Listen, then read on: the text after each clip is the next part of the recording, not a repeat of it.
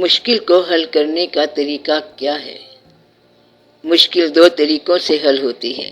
ایک تو وقت پر وہ کام ہو جائے تو پھر مشکل حل ہو گئی۔ دوسرا یہ طریقہ ہے کہ اگر اس کام سے تمنا ہی ہٹ جائے تو پھر بھی مشکل حل ہو گئی۔ کبھی آپ غور سے دیکھیں تو زندگی ایسے ایڈجسٹ ہوتی رہتی ہے کہ کبھی وہ واقعہ پورا ہو گیا اور کبھی اس کی تمنا ہی مٹ گئی۔ کبھی آپ اپنے ماضی پر ضرور نگاہ دوڑائیں تو آپ کو پتہ چلے گا کہ کتنی آرزوئیں تھیں جن کو آپ چھوڑ چکے ہیں اور آپ کو پتہ ہی نہیں چلا کہ آپ کے ہاتھ سے کتنے کبوتر اڑ گئے ہیں۔ پہلے بہت ساری آرزوئیں اور بہت ساری تمنائیں آپ چھوڑ بیٹھے ہیں، لیکن اب جو آرزو موجود ہے آپ یہ نہیں چھوڑنا چاہتے، حالانکہ 10 دن کے بعد یہ بھی نہیں ہوگی۔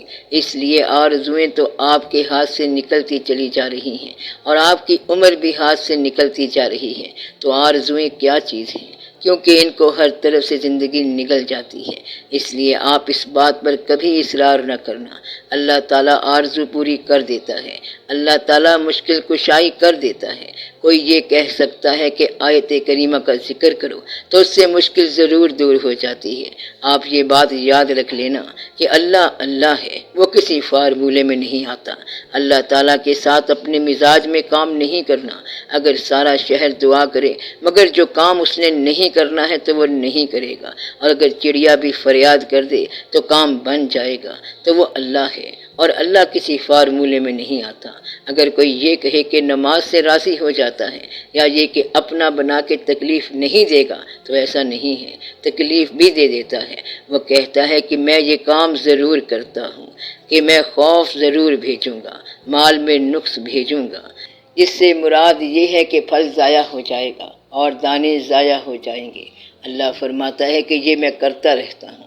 وہ اللہ یہی تو کرتا رہتا ہے کہ وہ پیدا کرتا ہے، اور جب انسان زندگی پر حقور ہو جاتا ہے تو فرماتا ہے کہ واپس آ جاؤ۔ پھر اقبال رحمۃ اللہ کا یہ شعر بن جاتا ہے، باغ بہشت سے مجھے حکم سفر دیا تھا کیوں، کار جہاں دراز ہے اب میرا انتظار کر۔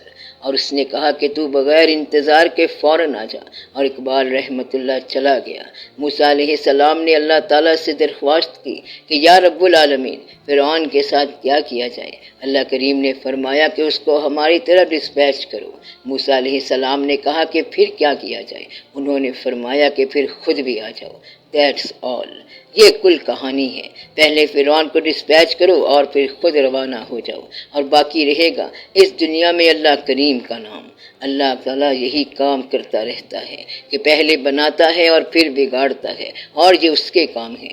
اگر کبھی آپ اس کے کام میں لطف لینا شروع کر دو تو پھر آپ کو ساری بات سمجھ آ جائے گی، اور آپ کہیں گے کہ یا رب العالمین یہ تیرا ہی کام ہے، ہمارا ہونا تیرے فضل کی دلیل ہے اور نہ ہونا تیرے امر کی دلیل ہے۔ یہاں بھی ہم تیرے ہیں اور وہاں بھی ہم تیرے ساتھ ہیں، ہمیں یہاں بھی اپنا بنا کے رکھ اور وہاں بھی اپنے پاس رکھ، اور ہمارا مسئلہ ہی آسان فرما، ہمیں آسان زندگی عطا فرما کہ یہاں بھی آپ کے لیے زندہ ہوں اور وہاں بھی آپ کے پاس ہوں۔ یہ آسان زندگی ہے۔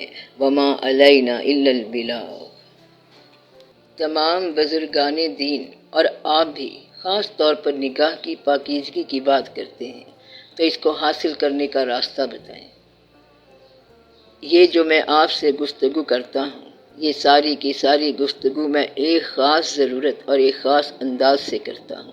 میں آپ سے یہ بات کر رہا ہوں کہ جن لوگوں نے مجھے یہ گفتگو سنائی، میں آپ سے ویسی ہی بات کرتا ہوں۔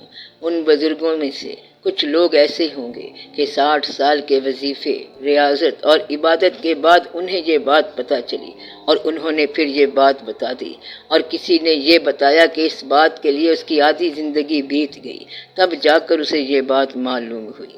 ان تمام وظیفوں، ان تمام محنتوں، ان تمام کارروائیوں اور اس کوچے کے اندر رسوائی اور گدائی کے بعد جو کچھ حاصل ہوتا ہے تو وہ بات میں آپ کو چند پل میں بتا دیتا ہوں۔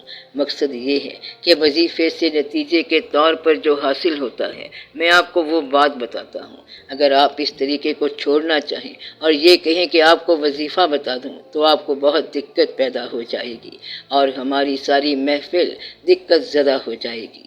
اگر ہم لگاتار اس محفل میں سارے مل کر 2-2.5 سال ذکر کریں تو اس کے بعد جو نتیجہ نکلے گا وہ میں آپ کو اب بتا دیتا ہوں۔ تو میں آپ کو یہ بتا دیا کرتا ہوں کہ اگر آپ مشقت کرو گے تو بھی وہی حاصل ہوگا۔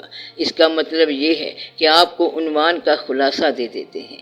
آپ کا سوال بعد میں آیا ہے، لیکن میں نے آپ کو جواب پہلے دیا ہے کہ ایک آدمی نے کسی بتانے والے آدمی سے پوچھا کہ آپ یہ بتائیں کہ کس طرح ہم نکاح کی پاکیزگی کو حاصل کر سکتے ہیں، کیا کوئی ایسا وظیفہ ہے؟ اور پھر اس بتانے والے نے اسے وظیفہ بتایا۔ اس شخص نے وظیفہ پڑھا اور وہ اس پر قائم رہا۔ وہ کہتا ہے کہ لگاتار 4 سال وہ وظیفہ کرتے کرتے مجھے مشاہدہ ہو گیا۔ اس دن کے بعد میری پرابلم ختم ہو گئی اور مجھے نکاح کی پاکیزگی مل گئی۔ ہم نے اس سے کہا کہ تجھے کیا مشاہدہ ہوا کہ تم 4 سال کا وظیفہ کرتے رہے؟ اس نے کہا یہ کوئی الائن اسپرٹ تھی جس نے مجھے دکھایا کہ میرے سامنے ایک لڑکی آئی جس کو میری ناپاک نگاہیں دیکھتی تھی۔ مجھے فوراً مشاہدہ ہو گیا اور میری نیت صاف ہو گئی۔ میں نے پوچھا کہ تجھے کیا مشاہدہ ہوا؟ کہتا ہے کہ اس کے چہرے میں مجھے میری بیٹی کا چہرہ نظر آتا تھا۔ 4.5 سال وظیفہ کرنے کے بعد پھر آ کے اس کو یہ بات ملی، اور میں آپ کو 4.5 سال کے وظیفے سے ایک تو بچا رہا ہوں، اور یہ وظیفہ 4.5 سال ڈیلی کرنا ہوتا ہے۔ لہسن بھی نہیں کھانا، گوشت بھی نہیں کھانا۔ تو نیک نگاہی کا معنی یہ ہے کہ اپنی بیٹی کے چہرے کو روبرو رکھنا۔ ایسا کرنے سے وہ انسان نیک نگاہ ہو جاتا ہے۔ آپ لوگ تو بڑے خوش قسمت ہیں، جو اصل بات ہے وہ ہم نے آپ کو بتا دی ہے۔ ہمیں کسی نے مفت بتا دی تو ہمیں یہ بات مل گئی، اب آپ کو بھی مل گئی۔ اب اگر کوئی شخص یہ سمجھے کہ واصف صاحب ایسے ہی بات کر رہے ہیں، کیا خبر ایسا ہوتا بھی ہے کہ نہیں ہوتا؟ خبردار، یہ ضرور ہوتا ہے۔ میں ایسے نہیں آیا ہوں، اور کسی آدمی کو حکم نہیں ہے کہ پبلک میں ایسی بات کرے، اور وہ بھی اس انداز سے جس انداز کا اس کو پتہ نہ ہو۔ اور میں نے آپ کو پہلے ہی دن بتایا تھا کہ بغیر قوی دلیل کے بڑی بات نہ کرنا۔ یہ بات آپ کو یاد ہے نا کہ کبھی بھی قوی دلیل کے بغیر بڑی بات نہ کرنا۔ اس لیے میں جو بات کر رہا ہوں اس کی میرے پاس دلیل بھی ہے اور آپ کے لیے وارننگ بھی ہے، اور آپ سے مراد وہ لوگ بھی ہیں جو یہاں نہیں ہیں، کیونکہ یہ ضروری تو نہیں کہ ہم صرف آپس میں بات کرتے جائیں۔ اس دنیا میں اور بھی سوچنے والے لوگ ہیں، اس لیے آپ عزت کرو، عزت کیے جاؤ اور عزت کراؤ۔ یہی دنیا ہے۔ دنیا کیا ہے؟ ایگزیکٹ ریباؤنڈ ہے، گنبد کی سطح ہے۔ جو کچھ بولے گا وہ سنے گا۔ تنہائیوں کی بات محفلوں میں جائے گی، بند کمروں کی بات چھتوں پر جا کر اعلان کرے گی۔ چھپے ہوئے قتل کا اگر کوئی گواہ نہ ہو تو بھی گواہ بول پڑتا ہے، گواہ بتا دیتا ہے کہ یہ قتل ہوا پڑا ہے، تو بات چھپتی نہیں ہے۔ یہی تو دنیا کی حکمت ہے کہ بات چھپ نہیں سکتی ہے، اور یہاں آج تک کوئی بات نہیں چھپی ہے۔ شیطان کے پاس 3 کام ہیں۔ پہلے وہ آپ کے کان میں خواہش نفس پیدا کرے گا، یہ کان میں بات کرے گا، آہستہ سے بات کرے گا، اور اس سے خواہش نفس تیز ہوگی۔ پھر آپ کو گناہ کی ترغیب دے گا کہ یہ گناہ کرو، اور آپ کے اوپر ایک ایسی تاریک چادر ڈال دے گا کہ آپ یہ سمجھیں گے کہ آپ کا گناہ مخفی ہو گیا۔ یہ شیطان کے پاس جہالت اور گمراہی کا دوسرا تحفہ ہے، یعنی پہلا تحفہ ہے گناہ کا میلان پیدا کرنا، اور پھر دوسرا تحفہ یہ ہے کہ اس گناہ کے اوپر تاریکی کا لبادہ دیتا ہے کہ یہ گناہ کورڈ ہے، اس میں آپ کو کوئی نہیں دیکھے گا۔ اور تیسری چیز اس کے پاس ایک ڈھولک ہے، جب وہ گناہ ہو چکتا ہے تو پھر یہ ڈھولک بجا دیتا ہے اور لوگوں میں اعلان کر دیتا ہے۔ پھر انسان کہتا ہے کہ تو نے مجھے برباد کرایا ہے، تو نے یہ میرے ساتھ کیا کیا ہے؟ تو شیطان کہتا ہے کہ تو نے مجھے جنت سے نکلوایا ہے، کیا میں تجھے چھوڑ دوں گا؟ الا عباد اللہ المخلصین، یعنی مخلصین کو شیطان کچھ نہیں کہہ سکتا۔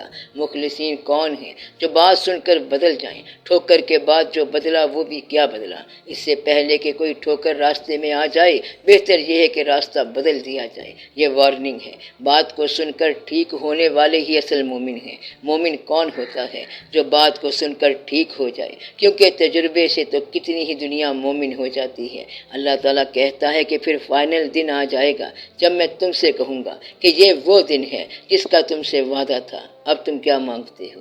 کافر اس وقت چیخے گا اور اللہ تعالیٰ سے کہے گا کہ کاش میں مٹی ہوتا، یا اللہ ایک بار پھر موقع دے۔ تو پھر اللہ فرمائے گا کہ یہ تو میرا دن ہے۔ اس لیے اصل بات یہ ہے کہ ٹھوکر سے پہلے اپنے آپ کو بدل لو، یہ اصل وظیفہ ہے۔ تو اللہ تعالیٰ اپنا فضل فرمائے۔ تو شیطان کا شکنجہ جو ہے وہ مخلصین کے لیے نہیں ہے۔ اور مخلصین کون ہوتے ہیں؟ جو آسانی سے گناہ کو چھوڑ دیں اور آسانی سے نیک ہو جائیں، کیونکہ نیک ہونے کے لیے کوئی بھی وقت سازگار ہو سکتا ہے۔ دل سے دعا کر لی جائے اور دل سے توبہ کر لی جائے تو نیکی کا سفر آج ہی سے شروع ہو سکتا ہے، اور آج کے بعد آپ کے تمام لواحقین عافیت میں ہوں گے۔ اس کی میں آپ کو گارنٹی دیتا ہوں کہ آپ کے تمام لواحقین عافیت میں ہوں گے، بشرط کہ پہلے آپ عافیت پیدا کریں، قربانی آپ دیں، پھر آپ کے بچے محفوظ رہیں گے، بلکہ آپ کے بچے 7 پشتوں تک محفوظ رہیں گے۔ تو اے صاحبان بصیرت، اپنے آپ کو توبہ کے دروازے پر کھڑا کرو۔ بزرگوں نے یہی بتایا ہے، لیکن بڑے بڑے وظیفے کروا کر پھر بتایا ہے، اور ہم نے آپ کو ایسے آسانی سے بتا دیا ہے اور آپ کے لیے بات کو آسان کر دیا ہے۔